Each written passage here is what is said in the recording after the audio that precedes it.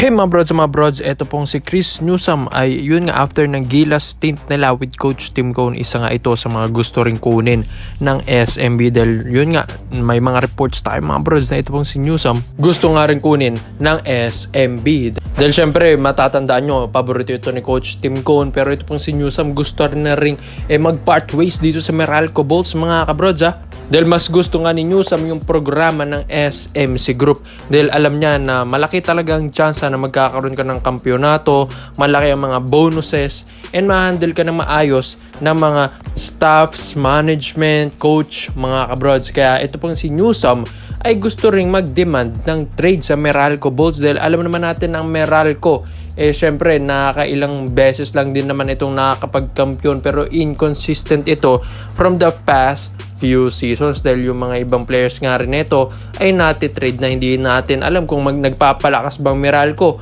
or yung TNT lang yung pinapalakas nila. So ito pong si Newsome, syempre alam natin na gustuhan niya yung serbisyo dito ni Coach Tim Cone. And syempre kapag si Coach Tim Cone ay na-influensya yung isang player, lahat na ng SMC Group or SMC teams syempre magre-reflect dito kay Coach Tim Cone. So which is mas maganda talaga yung sistema ng SMC Group. So ngayon nga ito pong si Newsome gusto rin kunin po na ito po ni Coach George Gallant. Dahil ito pong si Coach George ay naghahanap rin ito ng mga shooters mga kabrods. So mayroon din namang magandang offer ito pong SMB kay Chris Newsome if ever mang matuloy ito pong trade na ito, dahil ito pong mga ibang players ng SMB ay inconsistent na nga rin mga kabrods. Yes, nauna na ito pong si Coach Tim Cone na paborito ito pong si Chris Newsome, pero kahit paborito ito ni Coach Tim Cone tapos ipipilit mo ito sa Barangay Ginebra San Miguel, mga brods, loaded na ang point guards ng Ginebra. Dahil may mga bali-balita nga, may kukunin na magandang rookie. Ito pong Ginebra sa PBA draft ngayong 2024, which is big rookie ito and magandang point guard. So ito pong si Newsome, syempre, may hirapan na kung ito po ay nasa Ginebra pa. Kaya dito sa SMB, marami silang gustong baguhin din dito mga bro sa kanilang lineup. Dahil hindi pa nga tapos ang SMB, gusto nilang magpalakas. Sila ang defending champions ngayong All-Filipino Cup. Kaya ito ay gusto nilang kunin. Ito pong si Chris Newsome mga kabrods. Siyempre, alam naman natin yung kakayahan ni Chris Newsome. So sa All-Filipino Cup, napaka-importante po ni Chris Newsome. Lalong-lalo na sa ibang koponan like Meralco Bolts. So kapag nasa SMB naman ito, malaking tulong ito dahil para kang merong import pa rin na nagpo-produce ng mga numbers. So ito pong si Newsome, alam ko, babagay ito sa SMB, pero kailangan ng SMB na magbawas ng kanilang mga players like point guards or yung mga forwards nila. Parang pasok ito pong si Newsome sa kanilang lineup dahil syempre ang lalaki na or magiging loaded na talagang guards ng SMB if ever papasok pa itong si Newsome. Tapos ang lalaroin ni Newsome point guard din. So di ba mga brods, mahirapan na makapaglaro yung mga ibang superstar ng SMB. So kailangan din talaga magbawas ng SMB. So syempre alam naman natin Meralco Bolts ito mga brods, syempre hindi mo ito pwedeng mabigyan ng lopsided trade.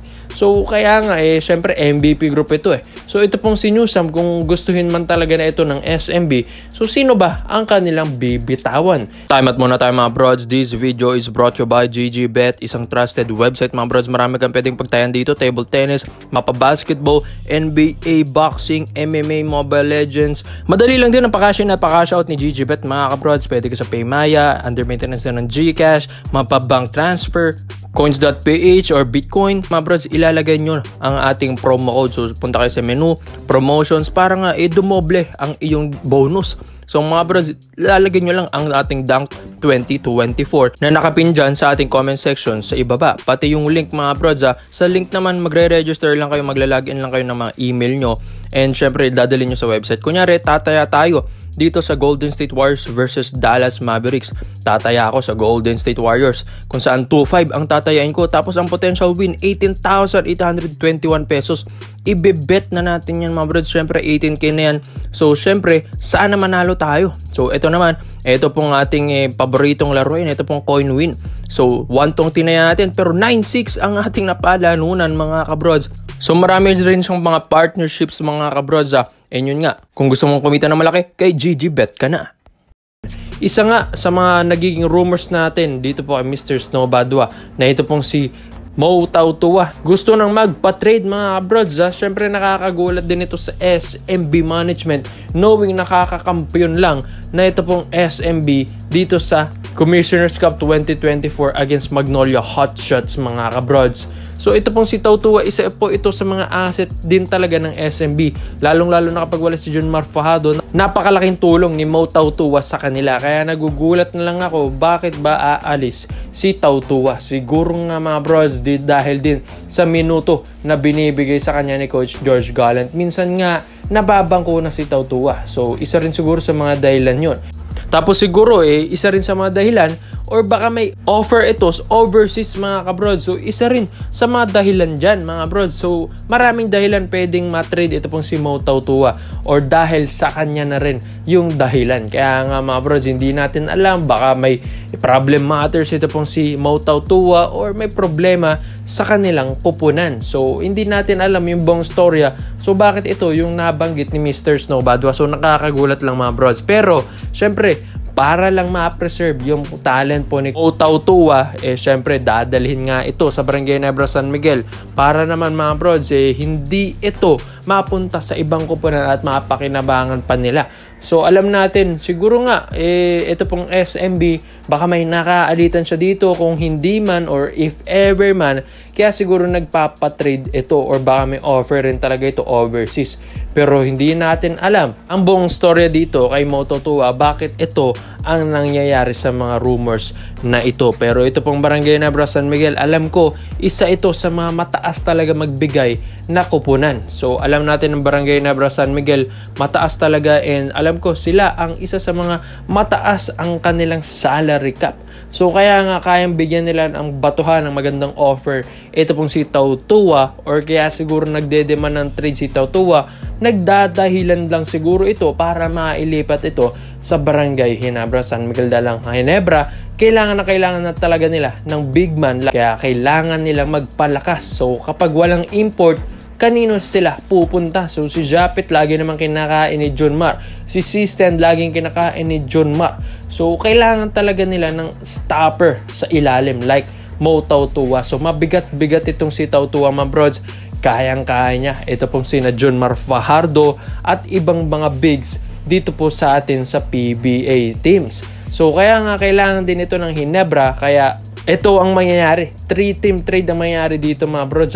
Baka nga mai-involve nila ang Northport Batampier kasi nga nauna na ang MVP group makipag-trade, yung TNT, Blackwater, tsaka NLEX, di ba? Brandon Rosser biglang napunta sa TNT Tropang Giga. So na-involve nila yung Blackwater doon, which is yun yung farm team nila. Pero ang Ginebra, SMB, farm team nila ang Northport Batampier. Kaya baka ma-involve itong Northport para lang ma-shape agad ito pong si Tautua sa Barangay Ginebra San Miguel. So talagang plano-plano lang ito mga brods. Business is business. Syempre hindi na nila kasalanan yan. Sila naman yung mga nagpapalakas So kailangan din talaga magpalakas ng ibang kupunan kung gugustuhin man nila. Kaya ito pong si Mo Tautua mga brods, malakas-lakas na player to sa Barangay Ginebra San Miguel if ever mang malipat ito. And sa tingin mga brods, ano bang dahilan kung bakit nagde-demand na ng trade ito pong si Mo Tautua? May kaalitan ba? May offer ba sa overseas? Or mas gustuhin nito sa ibang kupunan like Barangay Ginebra San Miguel? Dahil alam naman natin kahit sinong player gusto mapunta sa Ginebra. Kaya komento mo lang ang opinion mo dito mga brods. Iisa-isayin natin yan. Salamat po sa panonood mga brods. This is Overrated. Dahil ito lang, I'm out.